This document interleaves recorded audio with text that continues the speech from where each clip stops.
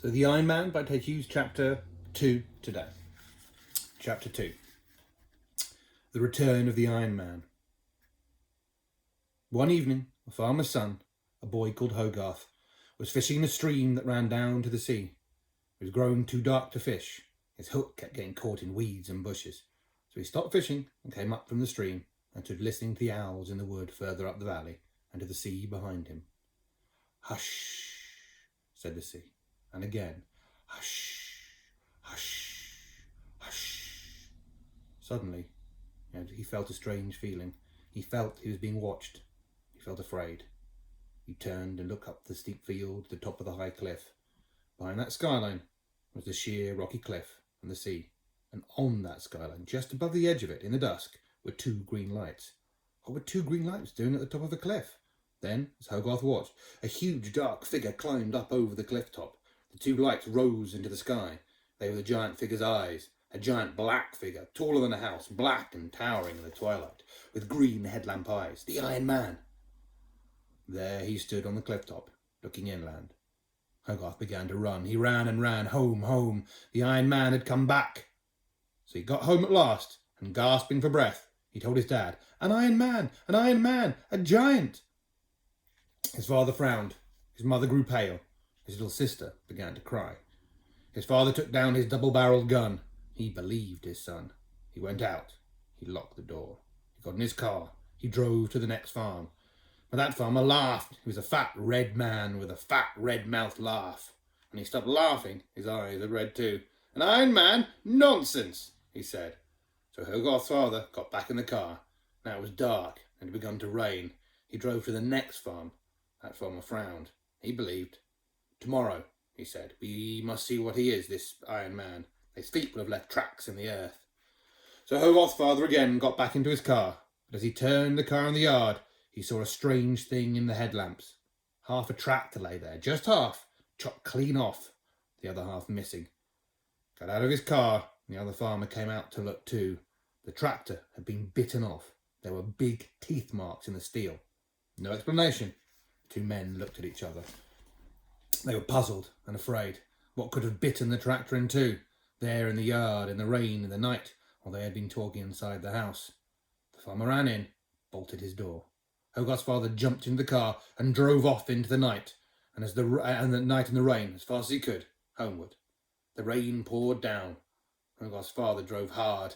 The headlights lit up the road and the bushes. Suddenly, two headlamps in a tall treetop at the roadside ahead. Headlamps in a treetop? How? Hogarth's father slowed, peering up to see what the lights might be up there in the treetop. As he slowed, a giant iron foot came down in the middle of the road, a foot as big as a single bed.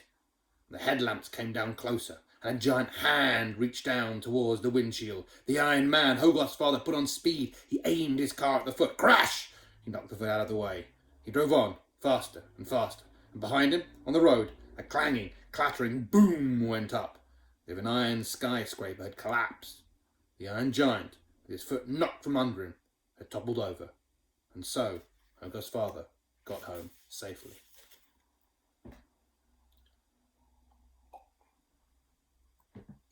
But next morning, all the farmers were shouting with anger. Where were their tractors, their earth diggers, their ploughs, their harrows? From every farm in the region, all the steel and iron farm machinery had gone. Where to? Who had stolen it? There was a clue. Here and there lay half a wheel, or half an axle, or half a mudguard, carved with giant tooth marks where it had been bitten off. How had it been bitten off? Steel? Bitten off? What had happened? There was another clue. From farm to farm, over the soft soil of the fields, went giant footprints, each one the size of a single bed. The farmers, in a frightened, silent, amazed crowd, followed the footprints. At every farm the footprints visited, all the metal machinery had disappeared. Finally, the footprints led back up to the top of the cliff, where the little boy had seen the Iron Man appear the night before, when he was fishing. The footprints led right to the cliff top. And all the way down the cliff were torn marks on the rocks where a huge iron body had slid down. Below, the tide was in.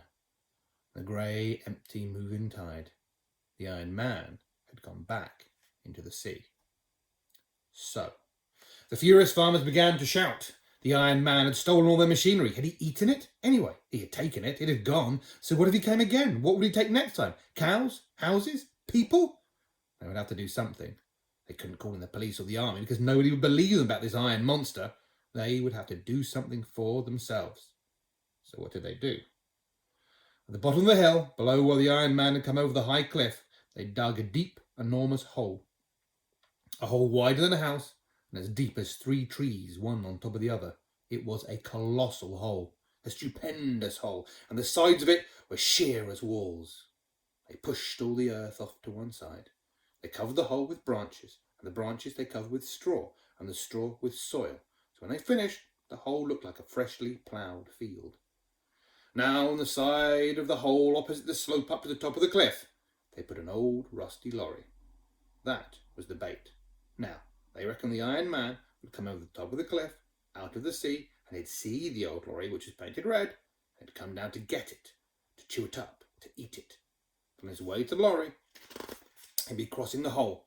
The moment he stepped with his great weight onto that soil held up only with straw and branches, he would crash through into the hole, would never get out.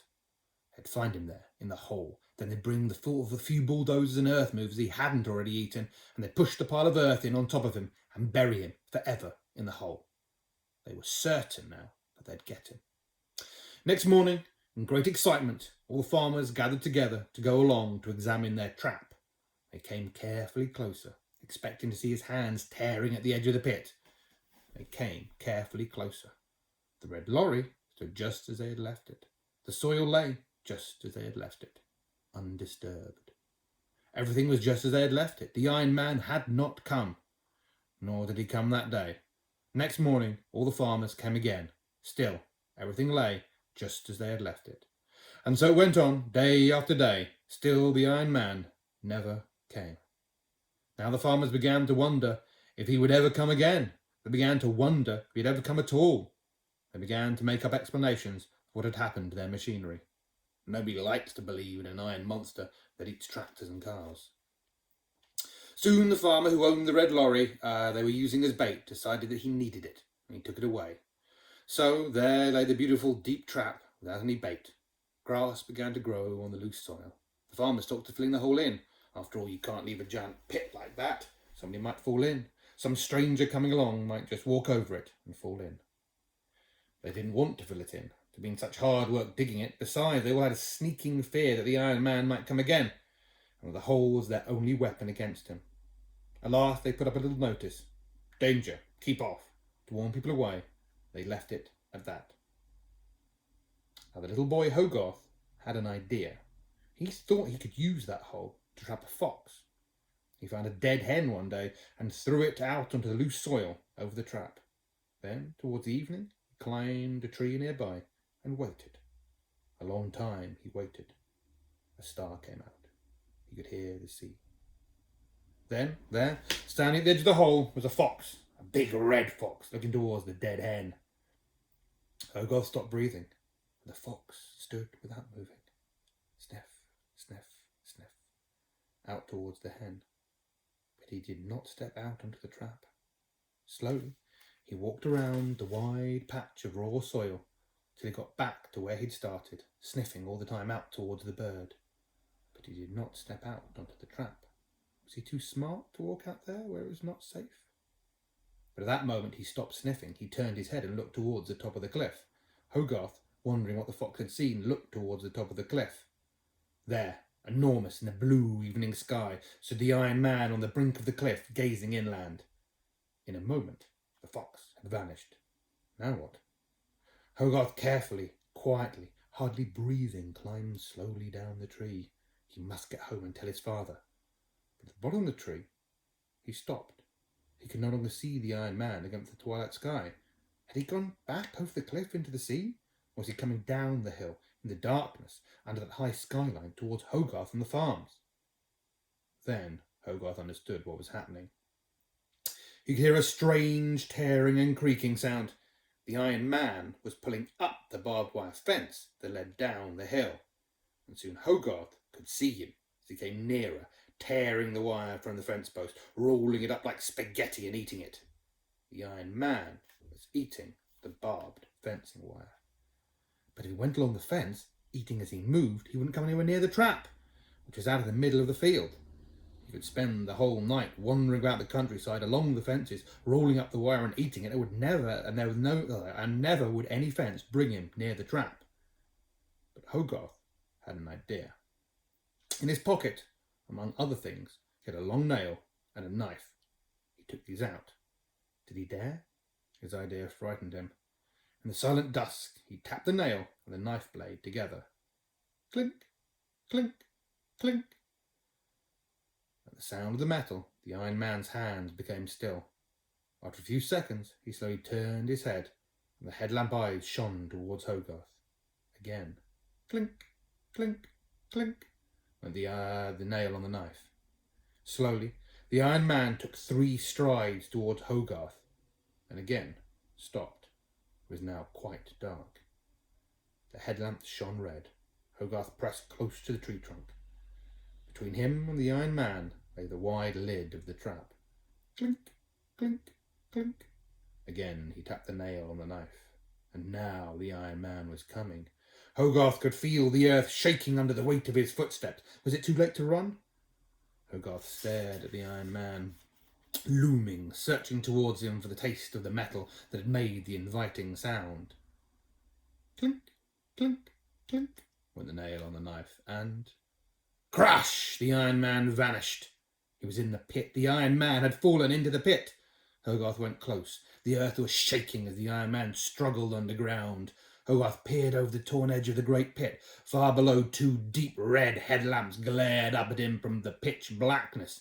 He could hear the Iron Man's insides grinding down there, and it sounded like a big lorry grinding its gears on a steep hill. Hogarth set off. He ran home with the great news. As he passed the cottages on the way and he turned down the lane towards his father's farm, he was shouting, "The Iron Man's in a trap, and we've caught the Iron Giant!"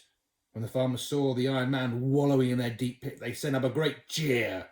He glared up towards them. His eyes burned from red to purple, from purple to white, from white to fiery whirling black and red, and the cogs inside him ground and screeched, but he could not climb out of that steep-sided pit. Then, under the lights of car headlamps, the farmers brought bulldozers and earth pushers. They began to push in on top of the struggling Iron Man all the earth they had dug when they first made the pit that had been piled off to one side.